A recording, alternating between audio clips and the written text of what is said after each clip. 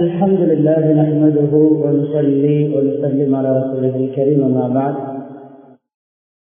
فيقول الله سبحانه وتعالى في القرآن الكريم: أعوذ بالله من الشيطان الرجيم. بسم الله الرحمن الرحيم.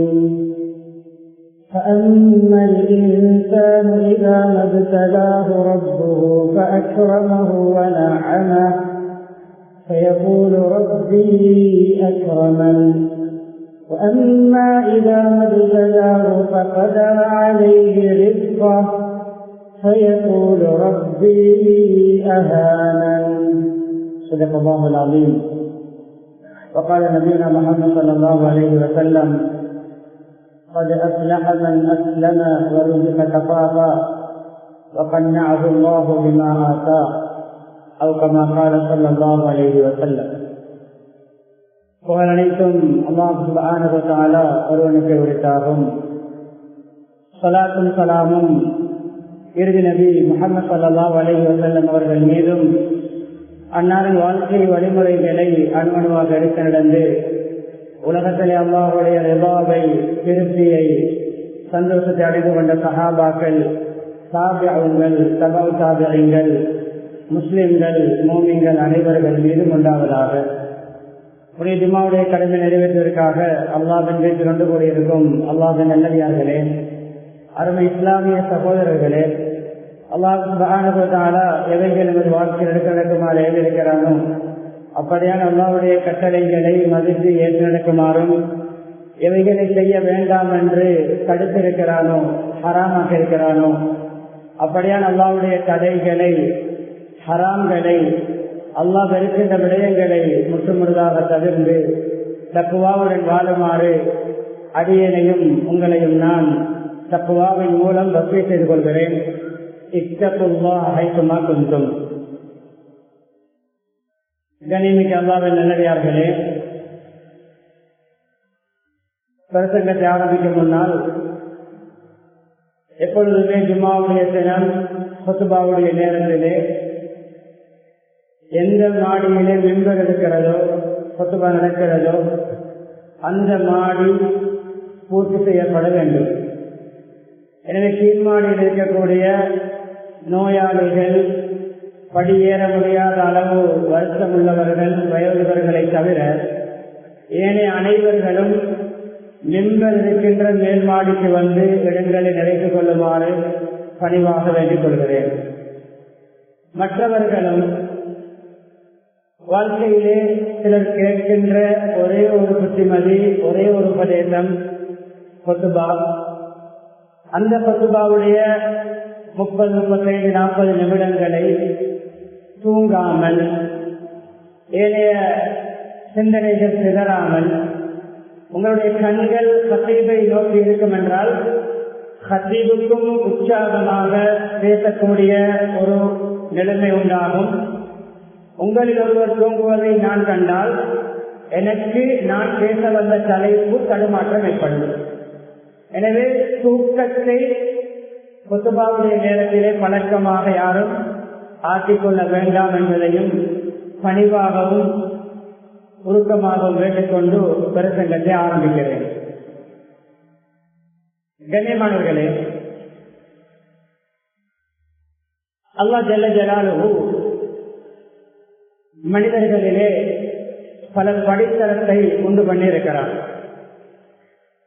சிலர்களை அல்லாஹ் ஏழைகளாக, இன்னும் சிலரை அல்லாஹ் செல்வந்தர்களாக, சிலரை அல்லாஹ் படித்தவர்களாக, சிலரை பாமரர்களாக, சிலரை துனியாவுடைய விடயத்திலே ஒரு நல்ல உயர்ந்த நிலைமையிலும், சிலரை நடுத்தரமான நிலைமையிலும், சிலரை அல்லாஹ் தாழ்ந்த நிலைமையிலும் வைத்திருக்கிறார்.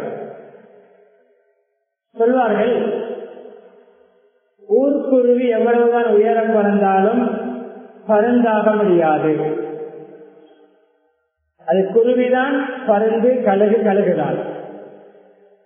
இன்று நம்முடைய நிலைமை எப்படி என்றால், அன்பானவர்களே, நமக்கு அல்லாஹ் தந்திருக்கின்ற நிலைமையை பொருந்திக் கொள்ளாமல் வாழ்கிறோம். நம்மை விட மேலே இருப்பவர்கள் போன்று மாற முயற்சிக்கிறோம். இன்று மோட்டார் பைக் வாங்க வேண்டும், அடுத்த மாதம் 3 வீல் வாங்க வேண்டும், 3 மாதத்திலே கார் வாங்க வேண்டும், 6 மாதத்திலே சொந்த வீடு வாங்க வேண்டும். ஒரு விடயத்திலே முயற்சிப்பது, அதற்காக ஹலாலாக பாடுபடுவது தவறு அல்ல. அல்லாஹ் தந்திருக்கின்ற நிலைமையை பொருந்திக் கொண்டு வாழ்வதுதான் சால சிறந்தது. நான் பேச இருக்கின்ற தலைப்பு, கண்ணியமானவர்களே, இந்த காலத்துக்கு மிக பொருத்தமான தலைப்பாக நான் கருதுகிறேன். அதுதான் அல் கனாஅ, போதும் என்ற மனம். அதுக்கு நேர் மாற்றமானதுதான் அல் ஹிர்ஸ் வத்தமா. நமக்கு விளங்குகின்ற பாஷையை சொல்வதாக இருந்தால் சிரேஷ்டத்தனம், பேராசை, அளவுக்கு அதிகமான ஆசைகள், மனக்கோட்டைகள். அந்த ஏக்கத்திலேயே ஹார்ட் அட்டாக் வந்த கணிதர் அவருக்கு போய்விட்டார்கள். அடைந்தது கிடையாது. ஆசைகளை அடைகின்ற இடம் அல்ல உலகம், நினைத்தது நடக்கின்ற இடம் அல்ல உலகம். நினைத்தது நடந்திருந்தால் பிறவன் மௌத்தாக இருக்க மாட்டான். பேராசை பிடித்தவன், ஆட்சி அதிகாரத்திலே ஆட்சி மோகம் பிடித்தவன், நான் தான் பெரிய கடவுள் என்று வாதிட்டவன் தாண்டு செத்தான். பணக்காரர்கள் எல்லாம் யாரும் மரணிக்க விரும்ப மாட்டார்கள். காரூன் மௌத்தாக இருக்க மாட்டான். காரூன் பேராசை பிடித்தவன், பண ஆசை பிடித்தவன். என்னுடைய பணம் நான் அனுபவிப்பேன், நான் ஆடம்பரமாக வாழ்வேன், நான் கலர் காட்டுவேன். கலர் காட்டிக்கொண்டு வாழ்ந்தவர் தான் பூமிக்குள் போனான். அவனுக்கு என்ற ஒரு கபரு கிடையாது. அந்த அவனுடைய பணக்கார பொக்கிஷங்கள் நிறைந்த இடம் இன்று குப்பை தொட்டி. பேராசையின் முடிவு குப்பை, பேராசையின் முடிவு குழி. உயிரோடு இருக்கிறான செத்து இருக்கிறான அல்லாஹ்வுக்கு தான் தெரியும். அவனுடைய ரூபை வாங்கிய விடைய குரான் தெளிவாக இல்லை. அவனை துளி வாங்கினோம் உயிரோடு தான். அதுக்கு செத்தான இல்லையா அவனை அதை பற்றி ரிசர்ச் பண்ண யாரும் போவது கிடையாது. எத்தனையாவது பூமிக்கு இருக்கிறான், கண்டது கிடையாது. உலகத்திலேயே பெரிய பணக்காரனாக வாழ்ந்தவனே மனநிறைவு என்று செத்தான் என்றால் நாம் எப்படி மனநிறைவோடு ஒத்தாகலாம்? போதும் என்ற மனம், கிடைத்த நிலைமையை பொருந்திக் கொள்வது. அல்ஹம்துலில்லாஹ், எதுவும் இல்லாதவர்கள் இருக்கிறார்கள். கோவிலில் இருந்திருக்கான 4 சக்கரங்களை கொண்ட வாகனம் கார் வேன். அல்ஹம்துலில்லாஹ், எத்தனை பேருக்கு 3 வீல் தான் இருக்கிறது. எனக்கு கோவில 3 வீல் கிடைத்திருக்கிறது. எத்தனை பேருக்கு மோட்டார் பைக் தான் இருக்கிறது, 2 வீலர். அல்ஹம்துலில்லாஹ், நான் மோட்டார் பைக்கிலே போகிறேன். நான் முறுக்கும் பொழுது ஸ்பீட் கூடுகிறது. வேற எனக்கு உடம்புக்கு மாற்றம் இல்லை. எத்தனை பேர் புஸ்தைக்கில் நிறுத்தி செல்கிறார்கள். அல்ஹம்துலில்லாஹ், புஸ்தைக்கில் போகிறார் ஒருவர். பாதை எத்தனை பேர் இத்தனை கிலோமீட்டர் நடந்து போகிறார்கள். எனக்கு புஸ்தைக்கிலையாவது சென்றிருக்கிறான். அவர்களுக்கு கால நடந்து போகிறார்கள். அல்ஹம்துலில்லாஹ். 2 ஒரு கால் இல்லை, அவர் பார்க்க வேண்டும். 2 காலும் இல்லாமல் ஒரு காலிலாவது என்ன ஆர்டிபிஷியல் ஒரு காலையாவது போட்டு, ஏதாவது பிளாஸ்டிக் காலையாவது போட்டு கைத்தடி எடுத்துக்கொண்டு போகிறேன். 2 காலம் இல்லாமல் வீல் சேர் இருக்கிறார்கள். அல்ஹம்துலில்லாஹ். வீல் சேர் இருக்கின்றவர்கள் பார்க்க வேண்டும். வீல் சேரிலாவது உட்கார்ந்து இருக்கிறேன், வீல் சேரிலாவது அங்கிருந்து போகிறேன், வீல் சேரிலாவது என்னுடைய வேலைகளை ஏதோ செய்து கொள்கிறேன். எத்தனையோ பேர் படுத்த படுக்கையில் அசைய முடியாமல் இருக்கிறார்கள். அல்ஹம்துலில்லாஹ். கோமாவில் இருக்கிற ஒருவர், அசைய முடியாமல் இருக்கிற ஒருவர். அல்ஹம்துலில்லாஹ். எத்தனையோ பேர் எனக்கு 60 வயது, 70 வயது, 50 வயது, ஏதோ கோமாவில் உலகத்தில் வாழ்ந்து கொண்டிருக்கிறேன். எத்தனையோ பேர் கபருக்கு போய்விட்டார்கள். அல்ஹம்துலில்லாஹ். இப்படி வாழ்ந்தால் யாருக்கு என்ன பிரச்சனை, யாருக்கு என்ன கவலை, யாருக்கு என்ன டென்ஷன், யாருக்கு என்ன திரைத்தனம் வராது. ஆனால் இந்த பஜ்ருடைய குரான் வசனங்களை ஓடுகிறது. மனிதனுடைய போக்கை அல்லாஹ் சொல்கிறான். மனிதனுக்கு அல்லாஹ் தங்கள் இன்சான் இதா மப்தலாஹு ரப்புஹு ஃபஅக்ரமஹு வனஅம, மனிதனுக்கு அல்லாஹ் கொஞ்சம் நல்ல வசதியை கண்ணியத்தை, செழிப்பான வாழ்க்கையை, அரசுரைகளை வாரி வழங்கினால்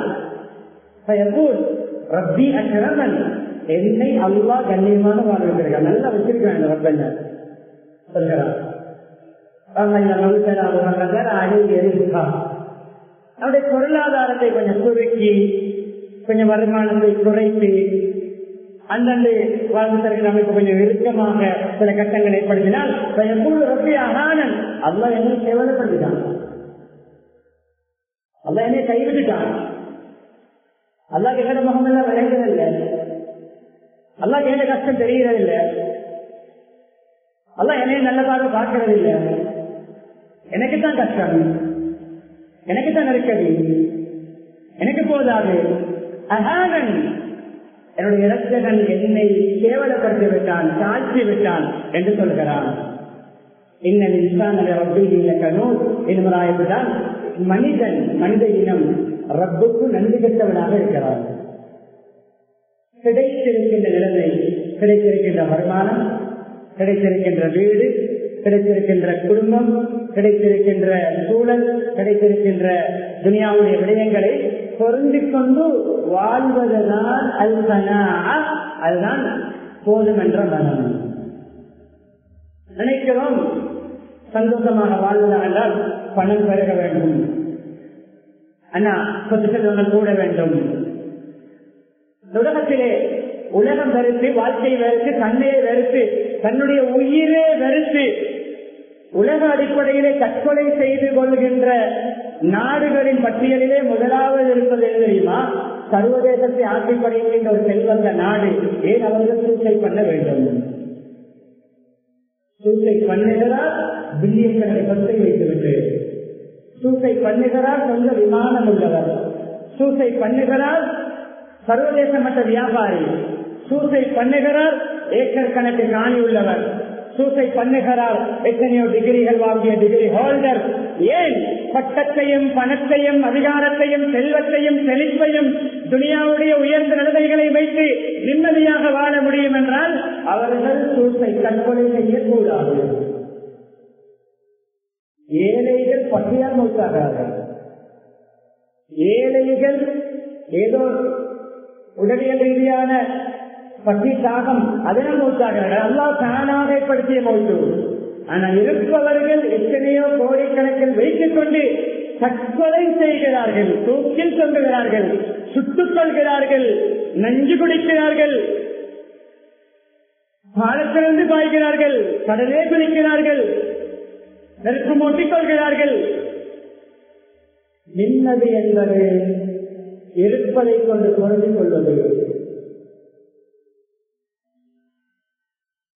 பல ஹதீஸ்களுக்கு விடயங்களை நான் நேரத்தில் கேட்டவாறு விளங்கப்படுத்துகிறேன். கொஞ்சம் விழிப்புணர்வு பேணிக் கொள்ளுங்கள், கொஞ்சம் மாற்றத்தை உண்டு பண்ண வேண்டும் என்று கேளுங்கள். எவ்வளவுதான் நாங்கள் அல்லாஹ்வோடு கோபித்தாலும் தலைகீழாக நின்றாலும் அளந்த ரிஸ்கை விட ஒரு சோப்பு மறு தொண்டை குழியை தாண்டாது. ஒரு லிட்டர் தண்ணீர் கூட குடிக்க முடியாது. ஒரு மூச்சு மேலதிகமாக எடுக்க முடியாது. ஒரு மூச்சு அழைக்கப்பட்டிருக்கிறது, மூச்சுக்கள் அழைக்கப்பட்டிருக்கின்றன. அளந்த மூச்சை விட வேறொரு மூச்சு கோடிக்கணக்கு செலவழித்தாலும் எடுக்க முடியாது. இதுதான் அல்லாஹ் அளந்தது. நாம் சேலஞ்ச் பண்ணுவதால் வெற்றி கொள்ள முடியாது. அன்பார்களே, வார்த்தை பாருங்கள், அதில் இவர்தான் சக்சஸ்ஃபுல்லானவர், இவர்தான் வெற்றி பெற்றவர்.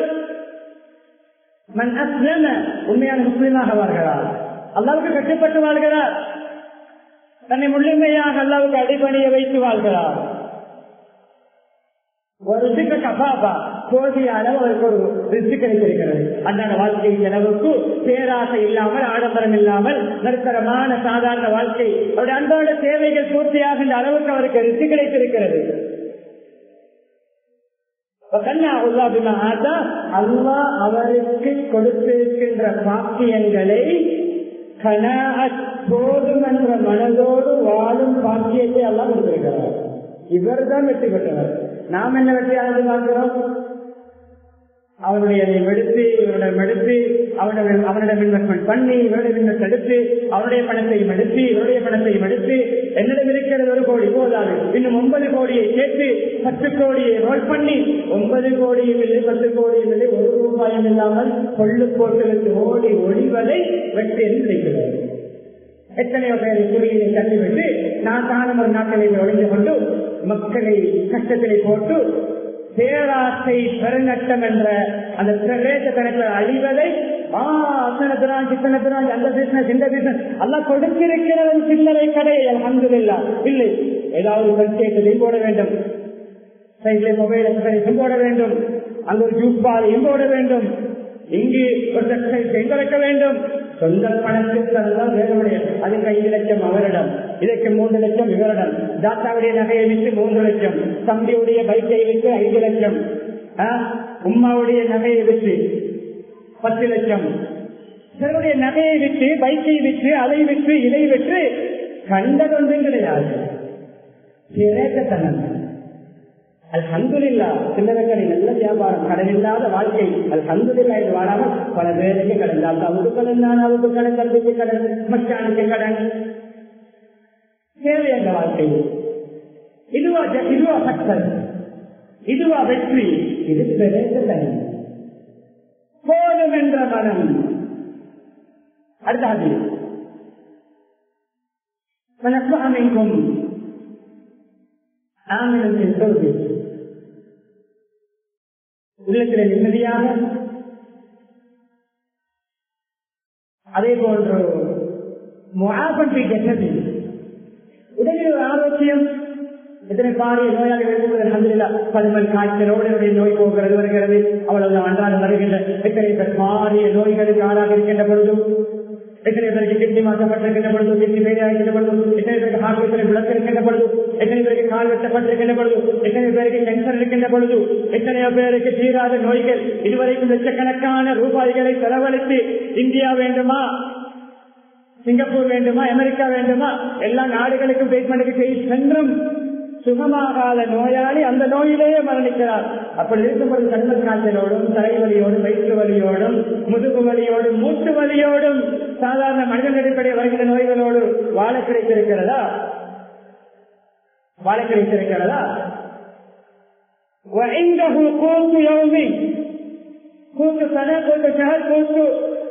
அல்ல, அவருக்கு அன்றைய நாளுக்கு போதுமான ஆகாரம், சாப்பாடு, ஒன் டே மீல், ஒரு நாளுடைய உணவு இருக்கிறது. மாஷா அல்லாஹ், ஒரு 5 பராட்டாவும் 50 ரூபாய்க்கு ஆனமும் வாங்க கிடைத்திருக்கிறது அல்ஹம்துலில்லாஹ். 2 ராக்கள் பானும் ஒரு தேங்காய் கொள்கம்பளும் கிடைத்திருக்கிறது அல்ஹம்துலில்லாஹ். பகலைக்கு ஒரு 1/4 கிலோ இறைச்சியும் ஒரு பருப்பும் ஒரு சோறும் கிடைத்திருக்கிறது, எல்லோருக்கும் போதும் அல்ஹம்துலில்லாஹ். இரவைக்கு ஒரு 3 புட்டும் 2 100 ரூபாய்க்கு ஆனமும் கிடைத்திருக்கிறது அல்ஹம்துலில்லாஹ். இன்று காலை பகல் 3. நாம் சொல்கின்ற உதாரணம் நம்முடைய முறைப்படி முஹம்மது ஸல்லல்லாஹு அலைஹி வஸல்லம் அவர்களுடைய வாழ்க்கை ஒரு நாள் 2 நேரம் வயிறு நிறைய சாப்பிட்டது கிடையாது. ஒரு நாளாவது நபியுடைய ஹிஸ்டரியில் வயிறு நிறைய 2 நேரங்கள் சாப்பிட்டது கிடையாது. நாம் சொல்கின்ற டைம் நம்முடைய கிடையாது. அன்பானவர்களே, அவர் எப்படிப்பட்ட லக்குள்ளவர் தெரியுமா? எப்படிப்பட்ட அதிர்ஷ்டசாலி தெரியுமா? அவர் எப்படிப்பட்ட ஜெயசீலர் தெரியுமா? இப்படி ஒரு நாளுடைய உணவு, உடலில் ஒரு ஆரோக்கியம், மனசிலே நிம்மதி, வீட்டு சூழல் ஏதோ பிரச்சனை இல்லாமல் இருக்கிறது. இப்படி இருக்கின்ற நபருக்கு முழு துனியாவுடைய சகல வசதிகளும் கிடைத்தவர் உண்டு. நபியோடு சொல்கின்ற பணக்காரர் யார்? அன்றன்றைக்கு போதும் என்ற மனதோடு வாழ்கின்றவன் பணக்காரன். 10 வருடங்களுக்கு திட்டம் போட்டு 10 பேருடைய பணத்தை சுரண்டி ஆசை காட்டி சுருட்டிக் கொண்டு ஓடி தன்னுடைய குடும்பம் செய்த வெளிநாட்டுடைய செட்டிலாகிறவனா பணக்காரன். சொந்த ஊருக்கே வர முடியாத அளவு இல்லை, நஷ்டவார்கள் தனத்தின் முடிவு. இன்னொரு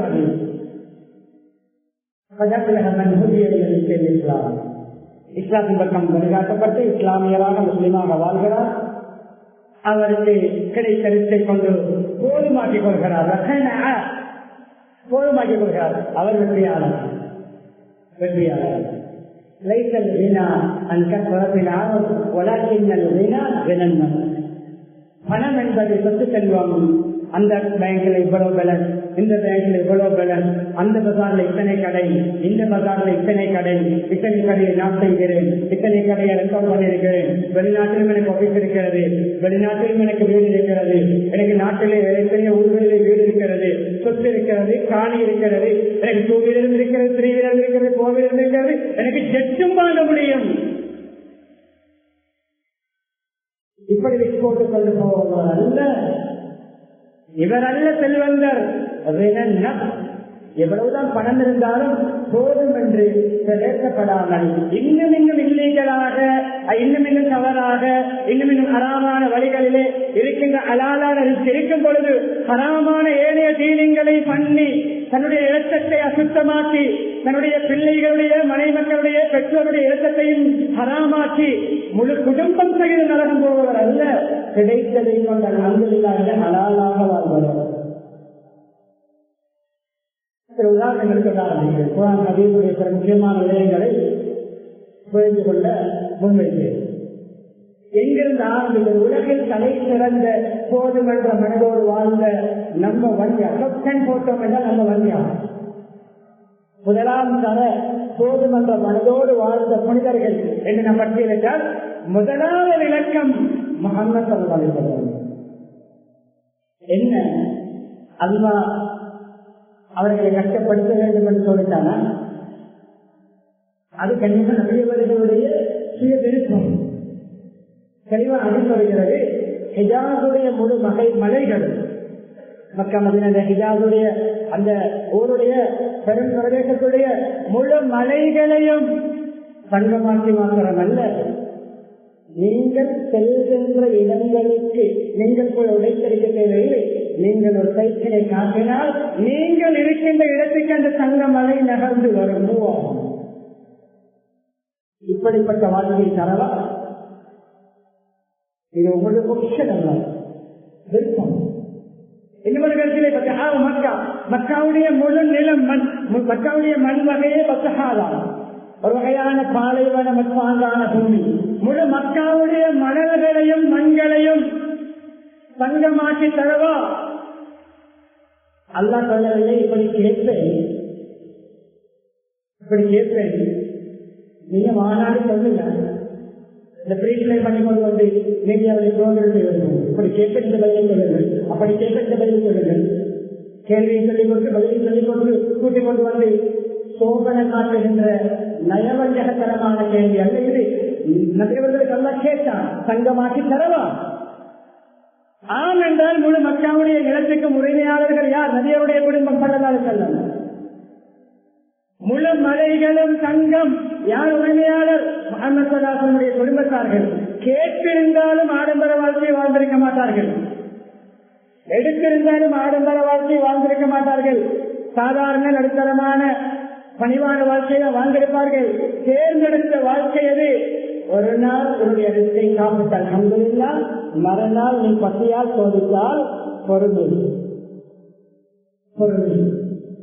முஹம்மது ஸல்லல்லாஹு அலைஹி வஸல்லம் வீடு, நபியுடைய படுக்கை, நம்முடைய கஷ்டத்தை முறைப்பாடு செய்கிறோம், நெருக்கடியை முறைப்பாடு செய்கிறோம். நபி ஸல்லல்லாஹு அலைஹி வஸல்லம் வாழ்க்கையோடும் நபியுடைய வீட்டோடு நம்முடைய வீட்டை, நபியுடைய படுக்கையோடு நம்முடைய படுக்கையை, நபியவருடைய ஆடையோடு நம்முடைய ஆடையை, நபியவர்களுடைய அன்றாட செலவோடு நம்முடைய செலவை ஒப்பிட்டு பார்த்தோம் என்றால் நாம் பன்மடங்கு நம்மில் இருக்கின்ற சாதாரண மனிதரும் பன்மடங்கு உயர்ந்த சொத்துக்களுடையவராகத்தான் கணிக்கப்படுவார். எப்படிப்பட்ட வீடு?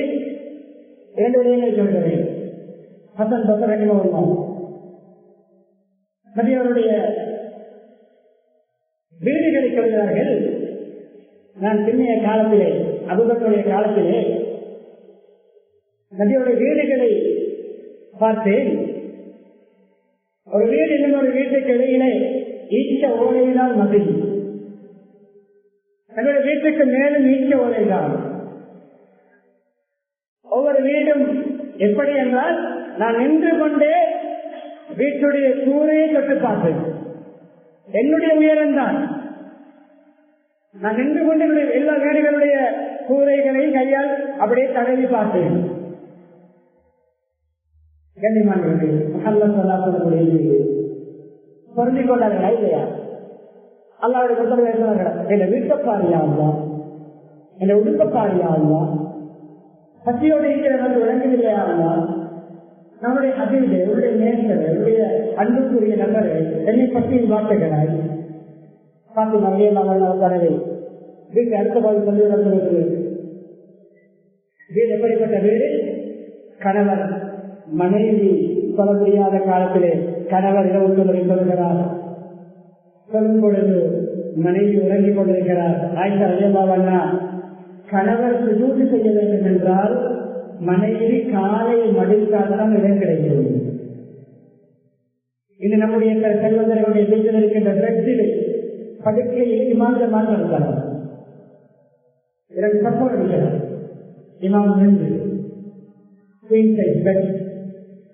தவறில்லை. அல்லாஹ்வுக்கு நன்றி உள்ளவர்களாக இருக்கிறோமா? அல்ஹம்துலில்லாஹ் உள்ளத்தால் வருகிறதா? இன்னும் ஆசை, இன்னும் பேராசை, இன்னும் முன்னேற வேண்டும், இன்னும் வளர வேண்டும், இன்னும் சம்பாதிக்க வேண்டும், இன்னும் கொடிகட்டி பறக்க வேண்டும். அல்ஹம்துலில்லாஹ் வரவில்லை. நடுப்புக்கு வரும், உள்ளத்தால் வராது. காலை மடித்தால் தான் தொழில்கின்ற கணவருக்கு சுஜூது செய்ய இடம் கிடைக்கும் என்றால் வேறொன்று தேவையில்லை. நான் 3-4 கபறுகளுடைய இடம் அந்த வீடுதான் கடித்திருக்கிறது. அதன் வீடு நபியுடைய கபரு, அபூபக்கருடைய கபரு, உமருடைய கபரு, ஈசா அலைஹிஸ்ஸலாமுடைய கபருக்கு இடம் ஒதுக்கப்பட்டிருக்கிறது. 4 கபறுகளுடைய அளவுதான் வீடு. அந்த வீட்டில் தான் வஃபாத்தாகினார்கள். உணவுப்படி ஆச்சரியுது. ஒரே நாளில் 2 நேரங்கள் வயிறு நிறைய காப்புக்கள் நபியுடைய ஹிஸ்டரியில் கிடைத்தார்கள். அதே போன்று 3 நாட்கள் தொடர்ந்து சாப்பாடு கிடைத்ததும் ஹிஸ்டரியில் கிடையாது. அதே போன்று கண்ணியமானவர்களே, பாத்திமாவுடைய அன்பு மகள் ஒரு நாள் யார சொல்லலாம், பாப்பா இதை கொஞ்சம் இறைச்சி சமைக்கிறவர்களுக்கு ஒரு ஆச்சரியமான விடயம். இறைச்சி சமைப்பது என்று அவர்களுக்கு அது ஒரு வித்தியாசமான, அதாவது இடைக்கிடையே அபிஷை சொன்னது. இறைச்சி சமைத்திருக்கிறேன், இந்த வீட்டுக்கு சாப்பாட்டுக்கு வாங்குகிறது. மகன் தந்தைக்கு அழைத்து கொடுக்கிறார். வந்தார்கள்.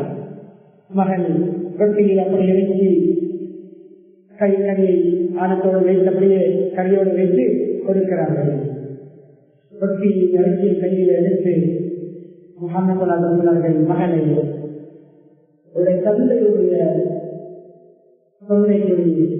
ஒரு தந்தையுடைய வாயில் 3 நாட்களுக்கு பிறகு கழித்து முதலாவது உணவு உன்னுடைய பார்ப்பார்கள். 3 நாள் பசி அல்லாஹ்வுக்கு கொடுத்தார்கள். அல்லாஹ்வை உள்ளத்தால் வெறுத்தார்கள்.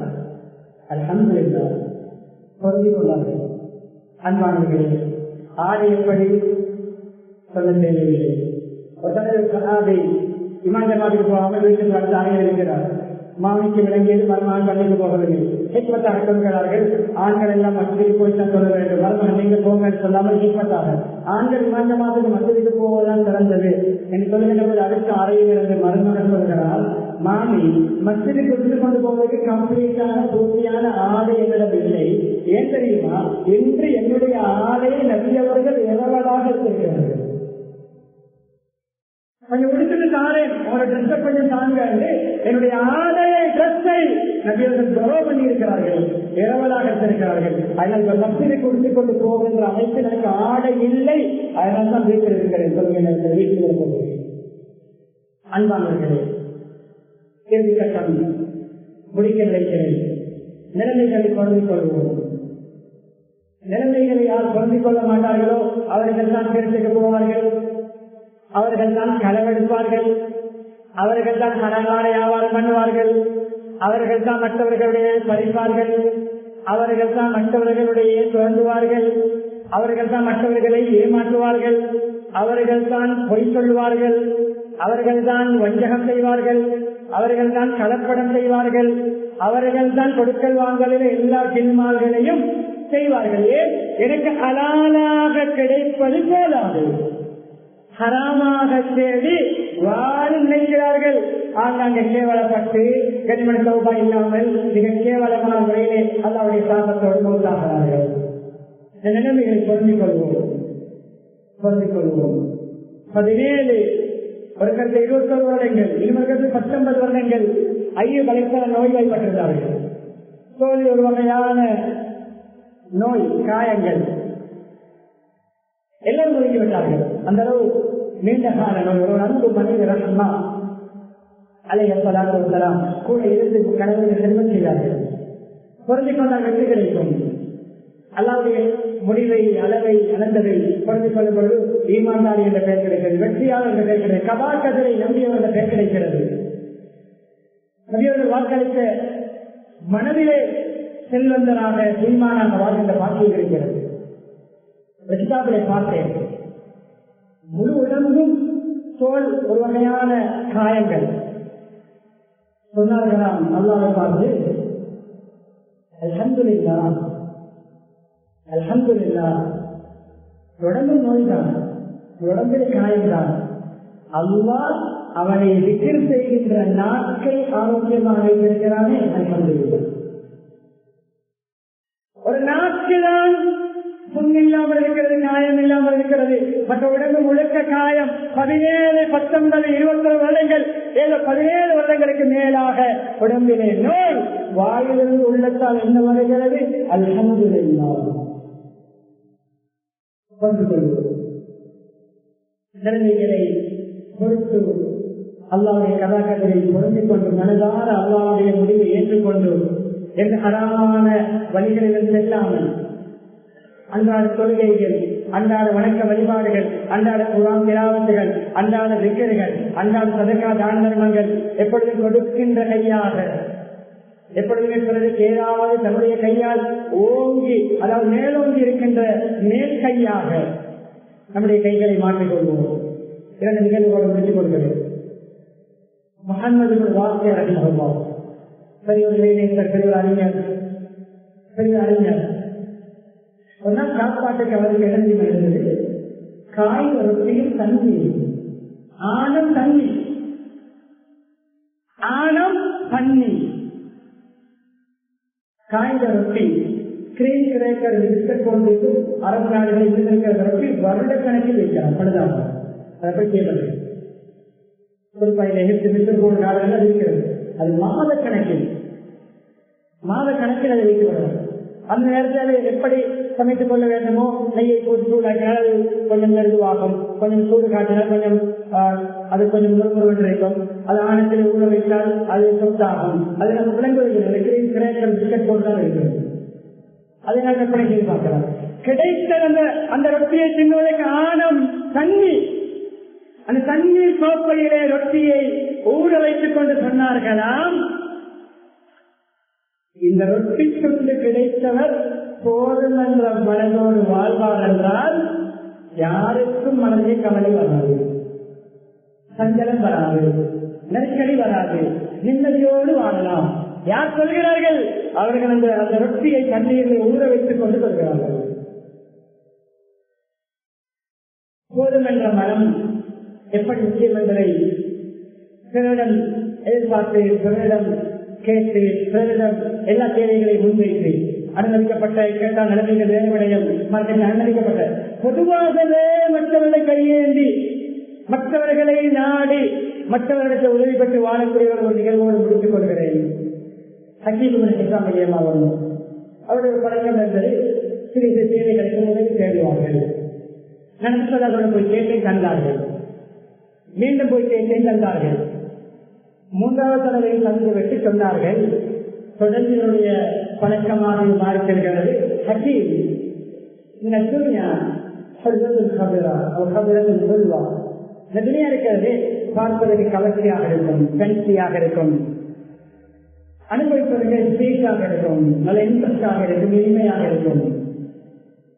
யாராவது துனியாவுடைய பணங்களை, சொத்துக்களை, பொருளாதாரங்களை தாராள தன்மையோடு, அதாவது மற்றவர்கள் கொடுக்க வேண்டும், உதவி செய்ய வேண்டும், செலவழிக்க வேண்டும், மற்றவர்களை வாழ வைக்க வேண்டும், மற்றவர்களுக்கு இந்த பணத்தால் பயனளிக்க வேண்டும் என்ற தயார தன்மையோடு தாராள மனதோடு சம்பாதிப்பார்களோ எடுப்பார்களோ பூரிக்களவு அதில் அவருக்கு வரக்க செய்யப்படும்.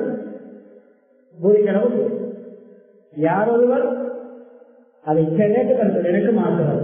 நான் மாத்திரம் அனுபவிக்க, என்னுடைய குடும்பம் மாத்திரம் அனுபவிக்க, என்னுடைய பஸ், என்னுடைய குடும்பம், என்னுடைய வீடு, என்னுடைய வாழ்க்கை, என்னுடைய லக்ஸரி, எனக்கு மாத்திரம், யாருக்கும் சதக்கா தாண்டங்கள் கஷ்டவாளிகளுக்கு உதவ மாட்டேன், எனக்கு மாத்திரம், என்னுடைய குடும்பத்துக்கு மாத்திரம் என்று ஒரு ஒரு கஞ்சத்தனத்தோடு, கருவித்தனத்தோடு, பிரேதத்தனத்தோடு யாருக்கு துணியாவில் சம்பாதிப்பாரோ எடுப்பாரோ பெறுவாரோ அவருக்கு அதில் வரக்கத்திருக்காது. எனவே அதுக்கு பின்னர் எப்படி மாற்றிக் கொண்டார்கள் என்றால், அவர்களுக்கு முடிவு செய்யப்பட்ட அந்த கனிமத்தவருடைய பங்கை கூட, அவர்களுக்கு உரிய அக்கை கூட அபுபக்கருடைய காலத்திலே கூப்பிட்டார்கள் கொடுக்க வேண்டாம் என்று சொன்னார்களாம். உமரதான் கூப்பிட்டார்களாம், வேண்டாம் என்று சொன்னார்களாம். அந்த அளவுக்கு அல்லாஹ்வுடைய தனக்கு தங்களை கொண்டு பொருந்திக் கொண்டு வாழக்கூடிய ஒரு புனிதராக மாறினார்களாம். எனவே எல்லாம் அல்லாஹ் சுப்ஹானஹு வ தஆலா நம்முடைய நிலைமைகளை பொருந்திக் கொண்டு அல்லாஹ்வுடைய கலா கதரை மனதார ஏற்று வைத்திருக்கிற நிலைமைகளை மிக திருப்திகரமாக அல்லாஹ்வுக்கு முன்னால் மனதார ஏற்று அல்லாஹ்வை ரப்பாக அல்லாஹ்வுடைய உறுப்புகளை மன திருப்தியோடு ஏற்றுவார் என்ற நல்ல உண்மையான வெற்றிகரமான மூலிகளாக நம்மை மாற்றுவானாக. தலைமுறை பாவங்களை வென்று தருவாயாக, நம்முடைய பெற்றோருடைய பாவங்களை வென்று தருவாயாக, மனை மக்களுடைய பாவங்களை வென்று தருவாயாக, சகோதர சகோதரி பாவங்களை வென்று தருவாயாக, உற்றார் ஒருவருடைய பாவங்களை வென்று தருவாயாக, ஒரு முஸ்லிம்கள் மோமின்கள் அனைவருடைய பாவங்களை வென்று தருவாயாக, விமர்சனத்தில் ஒழுங்குமுறை அனைவருடைய பாவங்களை வென்று தருவாயாக, இந்த ஊர் மக்களுடைய பாவங்களை வென்று தருவாயாக, நிலைமைகளை சீராக்குவாயாக, போதும் என்ற மனதை தருவாயாக, சேராட்டை விட்டு பாதுகாப்பாயாக, நீதியான நேர்மையான வஞ்சகம் இல்லாத கொடுக்கல் வாங்கலை பற்றி பார்க்குவாயாக, சுத்தமான ஹலாலான ரிஸ்கை பெறுவதற்கு முயற்சிக்கின்ற பக்குவத்தை தருவாயாக, ஹராமான வழிகளை சம்பாதித்து நம்முடைய இரத்தத்தை அசுத்தமாக்கி நரகம் செல்வதை விட்டு பாதுகாப்பாயாக, உலக முஸ்லிம்களை சீராக்குவாயாக, உலக முஸ்லிம்களுடைய கஷ்டங்களை போக்குவாயாக, பசி பட்டினிகளை நீ போக்குவாயாக, நற்கதிகளை இல்லாமல் ஆக்குவாயாக, குறிப்பாக பலஸ்தீன் மக்களுக்கு உதவி செய்வாயாக, அவர்கள் வீடு இருந்தவர்கள் சிறந்த வீடுகளை கொடுப்பாயாக, அவர்களுடைய நோயாளிகளுக்கு சிகிச்சை அளிப்பாயாக, ஆரோக்கியம் அளிப்பாயாக, பசியாளிகளுக்கு உணவளிப்பாயாக, இழந்த உறவுகளை அவர்களுக்கு யாரெல்லாம் வந்து தவறி இருக்கார்களோ உறவுகளை